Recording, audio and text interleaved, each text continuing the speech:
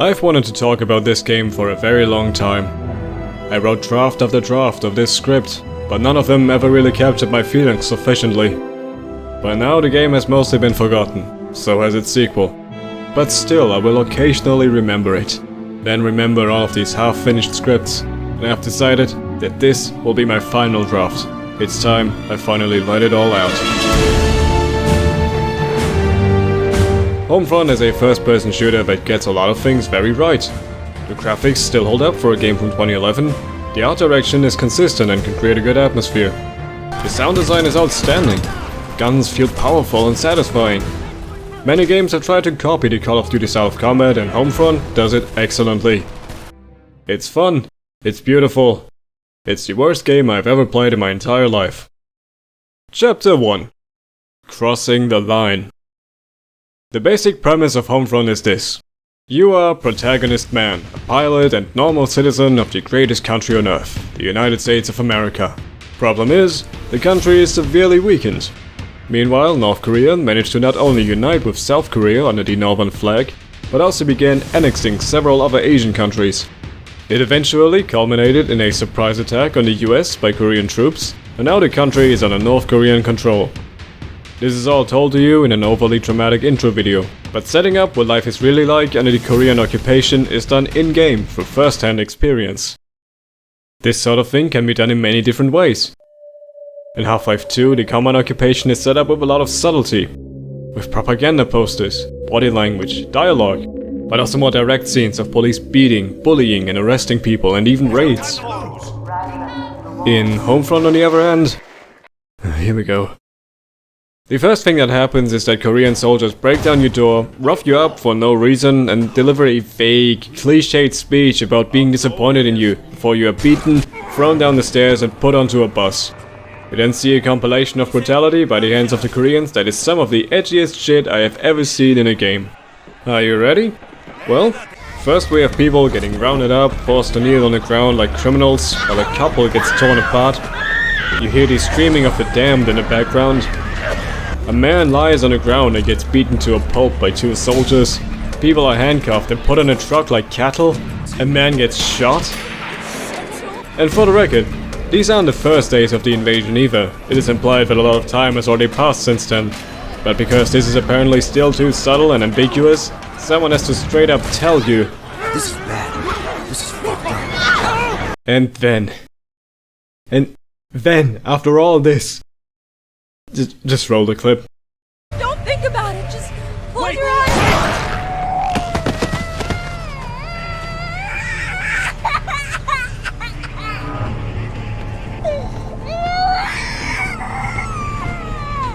And after that, we see some more dead bodies, labor camps and indications of genocide. Everywhere you look, someone is being brutalized. Every single Korean soldier is characterized as not just an invading oppressor, but a genocidal maniac. The inability to show an oppressive force without going to the most extremes, and the fact that the game feels the need to tell you that things are not only bad, but indeed fucked up, shows that Homefront was made by idiots, for idiots. The game keeps showing John Milius' name among the creators, except according to people involved in the production, he did not write a single word.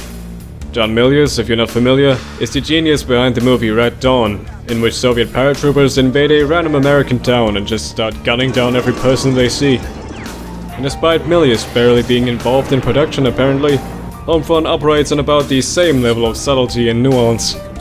Being kidnapped by Korean soldiers would have been enough. Instead, you have to endure this excruciating bus ride full of such excessive, gratuitous brutality that characterizes the Koreans to the point of being inhuman, that crosses the line of tastefulness and manages to be so self-righteous about it. We are less than 5 minutes into the game at this point. Chapter 2. Crossing the Line Twice. For reasons that are unknown to you, and that will remain unknown to you for a very long time, the underground resistance movement needs your help, and so finds a way to sneak you off the bus that is about as subtle and clever as anything else we have seen up to this point.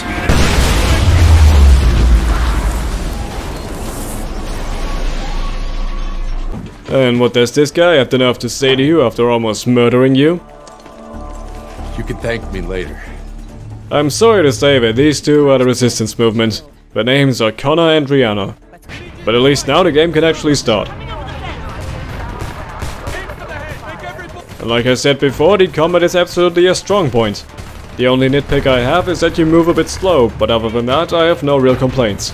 Guns sound great, feel powerful, have satisfying animations, and overall make for a very solid experience. Just too bad about everything else. I feel like I should also mention the music.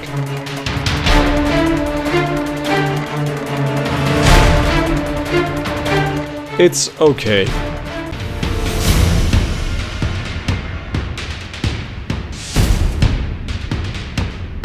It's mostly just generic, bombastic orchestral white noise.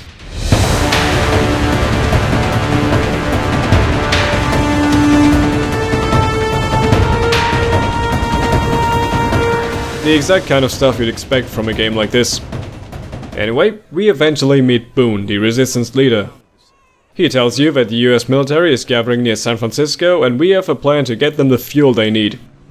He is interrupted when more Koreans show up and start massacring unarmed civilians because the Koreans are the bad guys and it wasn't obvious enough apparently. So we get a snippet of plot, followed by more combat, and then we meet Hopper and Goliath. Hopper is the attack guy and Goliath is this thing. Your job here is to target some vehicles so that Goliath can destroy them, making you even more of an observer than a protagonist. The Koreans then bomb their own troops and you black out, but somehow everyone manages to survive. Chapter 3. Why? The second level begins with you waking up in a resistance base, which consists of some backyards that are hidden from the Koreans with experimental camouflage technology, known to the layman as fences, a tree, and some camo netting. Fences, tree cover, and that camo scram. Keeps us hidden from the KPA. Guess what happens later in the game? Here you can walk around, talk to people who don't really have anything to say. Seriously, they don't contribute anything. They are useless. Most importantly, nobody tells you why you are so important, and what the plan is to get the fuel to San Francisco, or what happens then. It's a second mission and you still don't know what the actual plot of the game is. I mean, listen to the briefing you get here. It's about time. Listen, we could use your help. We're down a few men and tonight's mission is key. The equipment we're after paves the way for everything that follows.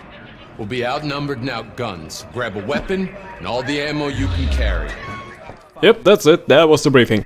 We're after important equipment. And by the time you reach that equipment, it's almost hilarious how little they tell you. Here's the rundown.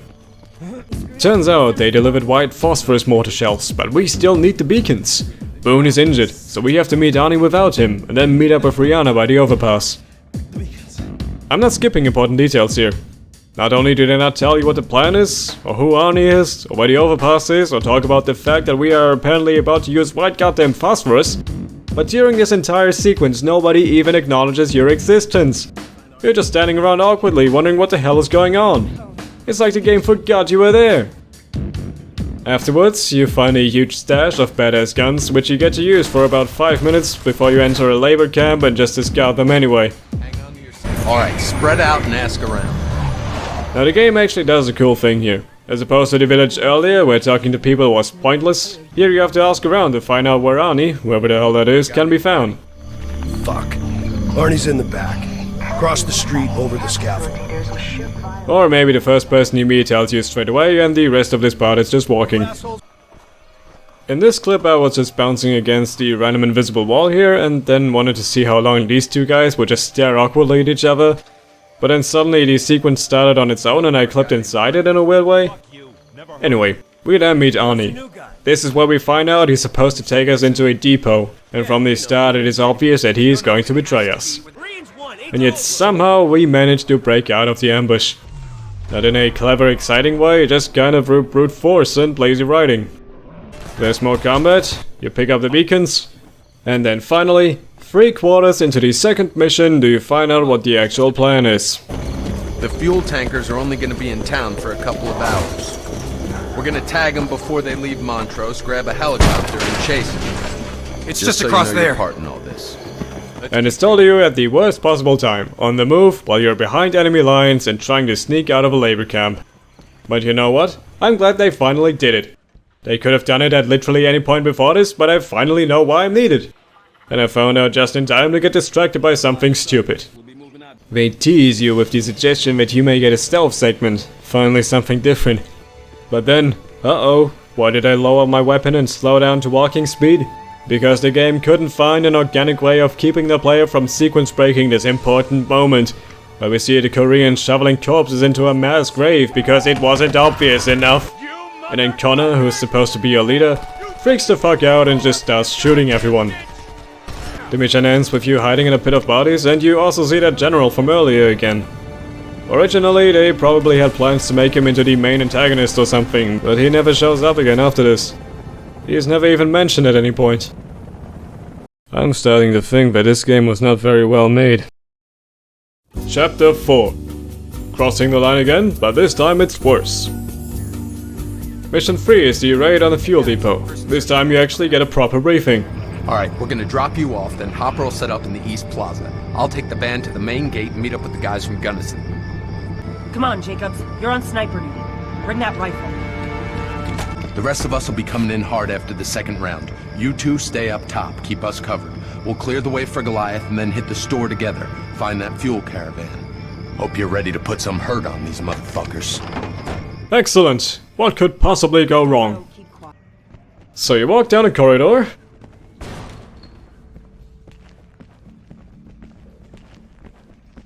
Up some stairs.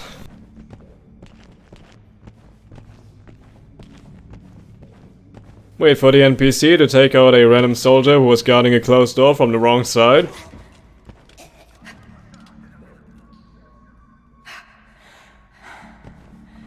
Never gets any easier.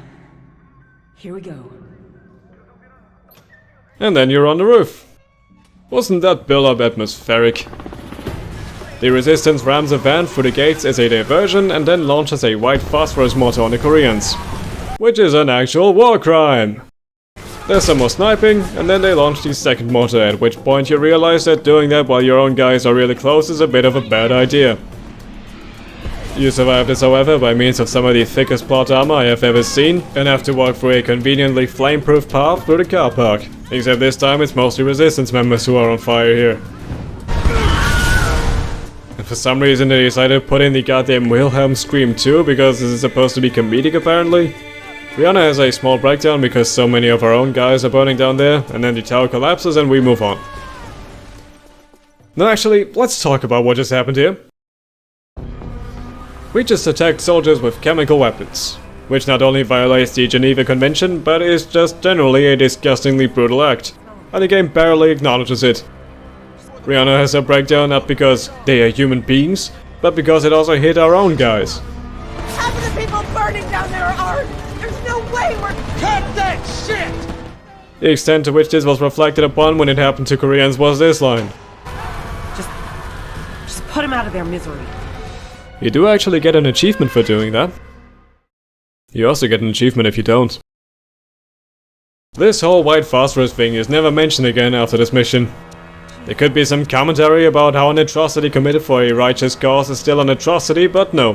It's just a cool, edgy sequence, and Rihanna's comment is there to make you think that the Resistance still have some semblance of morality left. We later get this exchange. No! No one deserves to die like that. Where did you even get that shit? Stole it from the Koreans. They were gonna use it in case of an uprising. It wasn't supposed to happen like this. Listen, we gotta tag those tankers. Are you ready? Yeah. And this ends the argument. Let's go. I found an interesting interview with Tae Kim, who was an intelligence officer for the CIA, still works for other government agencies, and was a consultant on the game. In Homefront, players are not meant to only care about the game's plot. It is also supposed to show them that the actions and the violence that they act out have consequences. War and violence are nothing that should be trivialized in a computer game. Jumping ahead a bit, the Resistance base is later raided as a revenge for this attack, and everyone inside is murdered. This is what he meant. The direct consequences of your actions are just hit markers. A masked, inhuman threat falls over. This is the only scene in which the Koreans are actually recognizable as human. The one single reminder that you are fighting people. And the game justifies their cruel deaths in the most insidious way. Because they were evil. The real consequences, the ones meant to show the horrors of war, are those committed by the other. Their revenge killings are the consequence of your violence. It is the same cartoonishly simple characterization that we have seen in propaganda for a very long time. The Resistance is a brave group of Americans, valiantly fighting enemy soldiers to defend their homeland. The Koreans are cruel and sadistic tools of genocide, who kill innocent civilians as revenge. And through that, the moral implications of the consequences that your actions have are also clear. The one single time the Koreans are unmasked as actually being human, most players decided to let them burn. I'm not going to make excuses for the most totalitarian government in the world and pretend they wouldn't, haven't, or aren't currently committing atrocities. And of course, video games are an excellent medium to tackle difficult subjects. But maybe you should be a bit less gratuitous? And maybe a little bit more self-aware rather than just, oh, this is kinda bad. Oh well, we're still the good guys. They would have done the same thing, so good thing we did it instead. Horrors of war cannot be shown when the view is so black and white.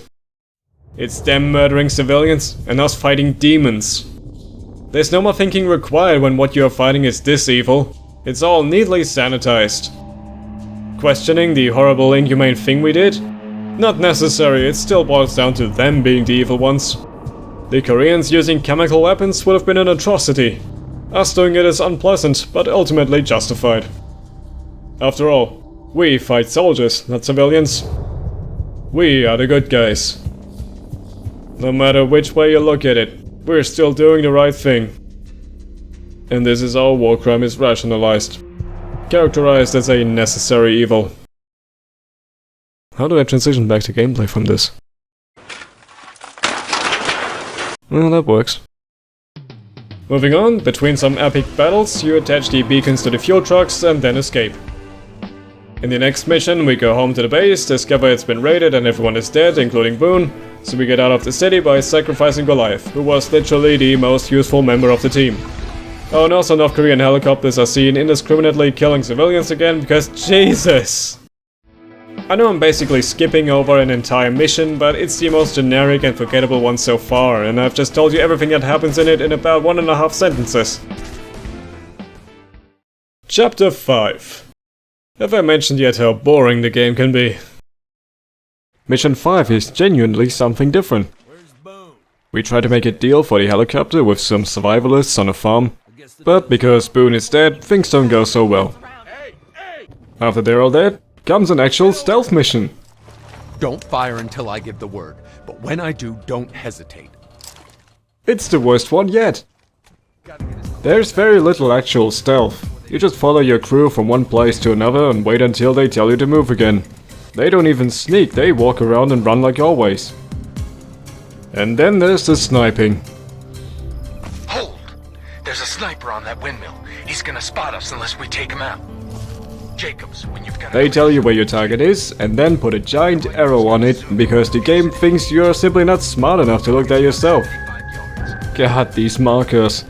Even on the hardest difficulty, even after turning off the game hints, they are still there.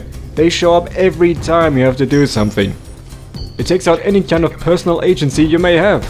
Everything you do is ordered to you by these two annoying assholes whom you have to follow and wait for in every mission. You don't do anything by yourself. Your own judgment is never required, be that for how to approach the situation or even considering moral implications of your team's actions. The game does it all for you, herding you down a specifically designed corridor, and the one decision you're left with is what gun to use to carry out your orders. And when you get your orders, the game is very deliberate in telling you exactly what they are, where they are, and when to carry them out. Remember the stealth sniping level in the first Modern Warfare?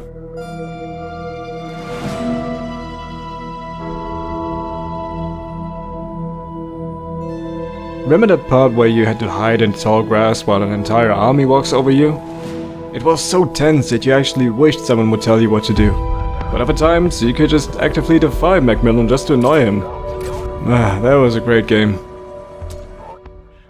Here you're told, go here, wait, go there, wait, shoot this guy right here, then go there, wait, repeat.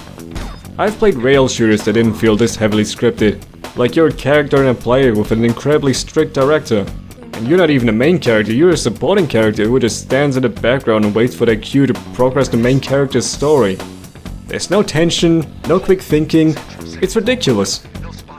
I also find it incredible how little self-awareness they have when they show the survivalists being cruel to captured Korean soldiers here. These guys aren't doing this in retaliation either, they're just evil. As opposed to us, righteous, moral warriors. Sure, there are bad Americans, but those are the ones who are cruel for no reason. Not like us. Us committing a war crime is treated as admittedly over the line and resulting in a bit of a mess. But it happened in the course of duty and then it's just ignored. But with them it's, oh, look at these fucked up guys. None of us would ever do anything like that. This isn't right. We don't kill for sport.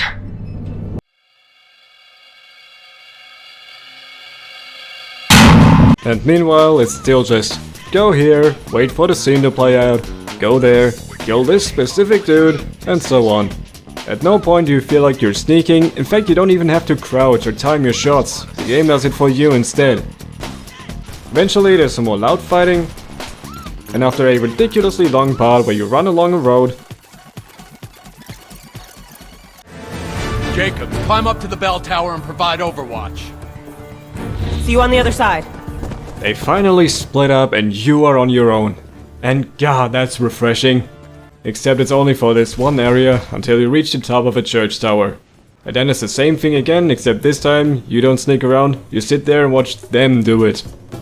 And then Connor, like an idiot, rams a truck through the gates and blows our cover. Then you run to the helicopter, wait until everybody else is on board first, and leave. And so ends the most action-filled and yet somehow most boring stealth mission ever conceived.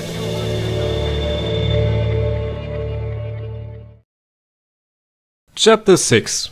Insult to insult to insult to injury. Mission number 6 is definitely the most unique one, as here you're flying a helicopter. The plan is to hijack the tankers and escort them to San Francisco. The controls take some serious getting used to, but eventually you'll probably get a good hold of them. The bigger problem is how ridiculously restricted your movement is here. This is the maximum height limit. There is no in-game reason given for why you're only allowed to fly so low either. And then you get this annoying message every time you move further than 100 meters away from the convoy. So you fly around, shooting SAM sites and vehicles waiting to ambush you, and Connor keeps ramming things like an idiot. What are you doing? This isn't a demolition derby.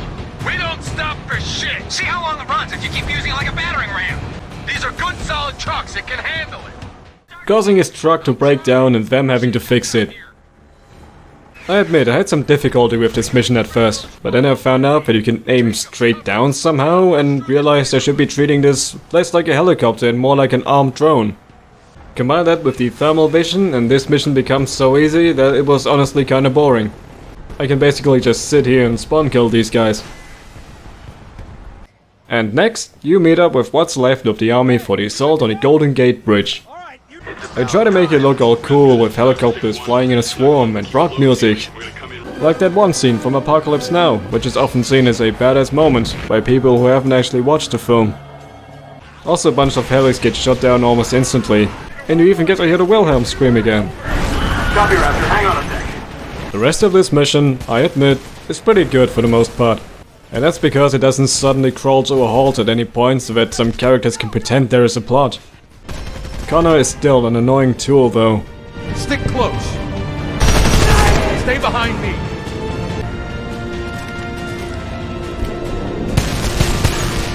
But at least the game's strongest point is in the foreground in this mission.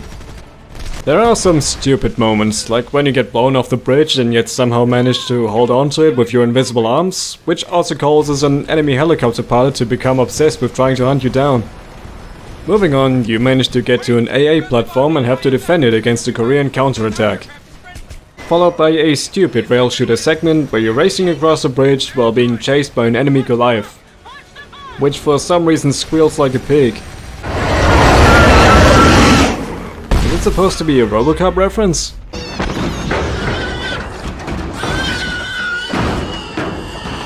In the final cutscene of the mission, Connor kills himself by calling an airstrike on a flare and then instead of throwing the damn thing, just takes it and runs towards the enemy. This is then played off as some kind of heroic sacrifice. Connor! Can anyone see him? Connor! He did not redeem himself, he died like a fucking idiot! Throughout the entire game, this man has shown two personality traits. Making bad decisions and being a dick. Do you have any food? I'm so hungry.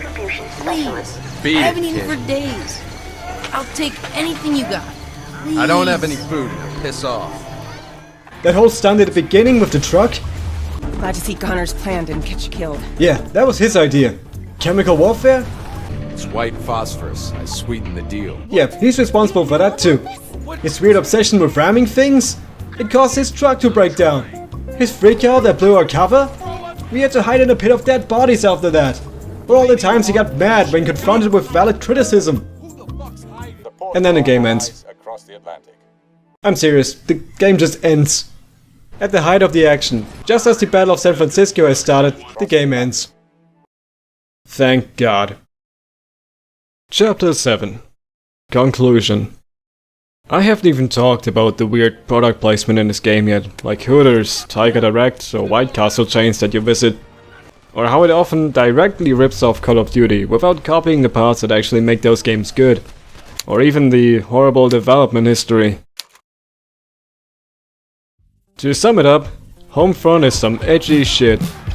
It doesn't show the horrors of war like many reviewers say. It shows the horrors of the North Koreans, and behind the scenes, how subtle real-world propaganda can be. Remember, the whole white phosphorus thing was their plan. That completely justifies us using it instead according to how the game presents it. But boy, aren't those survivalists evil. There isn't a lot of gameplay variety either, except for the helicopter mission. In something like Modern Warfare, you had an operation in a village where you had to clear several buildings in any order you want. Later on, you're in the same village, but this time you're on the defense. In another, your team is on the run and trying desperately to get to safety. In Homefront, it's all just pushing forward. The one half-stealth mission is a joke. And the second mission was a part where we snuck up on some Koreans in a store. It would have been a perfect moment and a great environment for some stealth-based gameplay, but instead it was just the same thing you were doing the whole time. They tried to have different environments, but the first half of the game you're still mostly fighting for suburbs. There are a lot of different weapons and some added variety through different attachments, but they almost all show up in every level, so by the time you finish the first mission, you're already familiar with pretty much the entire game's arsenal, except for maybe one or two mission-specific weapons. The game occasionally suffers from some really bad jank too. Off the roof! Now! Mostly, however, it's simply bad design. And I'm not just talking about the plot, how it's delivered, or even how much the game holds your hand. During most scripted dialogue, there isn't even a spot for you to stand. You're always looking at someone's back, and someone's always blocking another person. Animations are reused again and again, and there are several long stretches where you're just running from point A to point B while nothing is happening.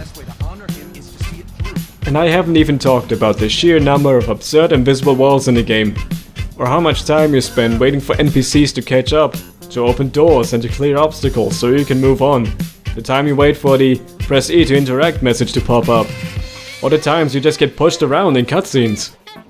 Things as simple as jumping into a hole have to be animated and take away your control for a few seconds. Lock down the parking lot until we get back. I got it. I won't let you down. Just shut up and do your job.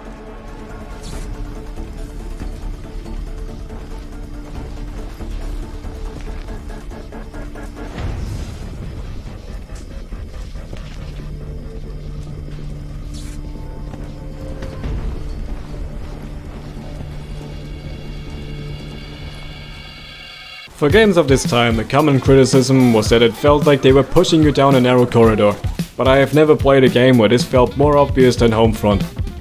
It is so obsessed with its story that it sometimes literally pushes you down a little predetermined path so you can get to the next cutscene, at which point the game forgets about you again so the story can happen in front of you.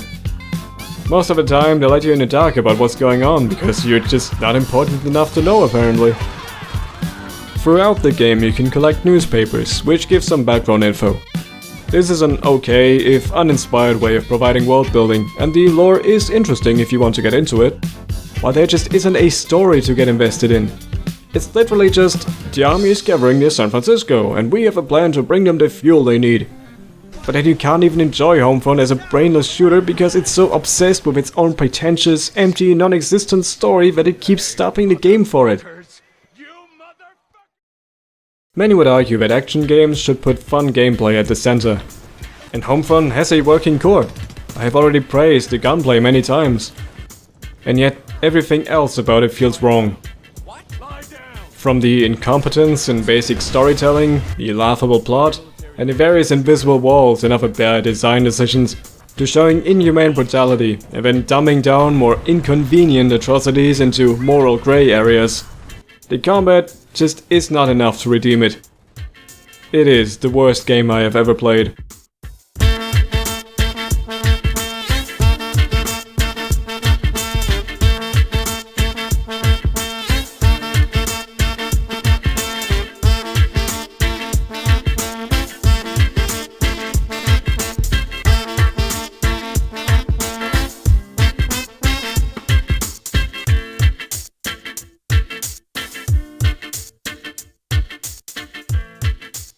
Also, they called the North Koreans Norks, which is slang for tits, and that's really funny.